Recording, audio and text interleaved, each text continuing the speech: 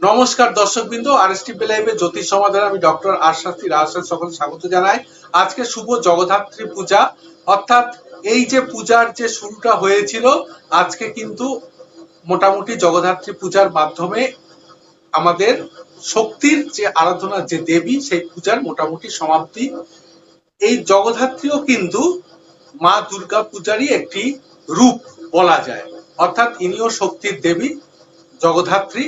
তো আজকের এই জগদ্ধাত্রী পূজার শুভ মুহূর্তে, শুভক্ষণে, শুভ তিথিতে আমার পক্ষ থেকে, আমার চ্যানেলের পক্ষ থেকে সকলকে শুভ জগদ্ধাত্রী পূজার প্রীতি শুভেচ্ছা, আন্তরিক অভিনন্দন। সকলে খুব ভালো থাকবেন, সুখে থাকবেন, সুন্দর থাকবেন, আনন্দ করুন।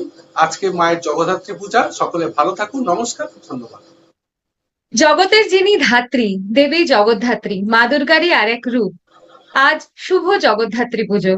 সকলকে অনেক অনেক শুভেচ্ছা ও আন্তরিক অভিনন্দন। মা দুর্গারই আরেক রূপে পূজিত হন তিনি, জগদ্ধাত্রী রূপে শক্তির আরাধনা করা হয় এই তিথিতেও।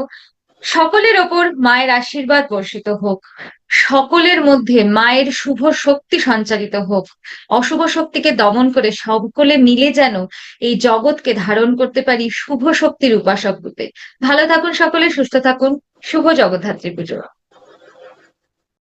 আপনারা দেখছেন আরএসটিভি লাইভে জ্যোতিষ সমাধান অনুষ্ঠান।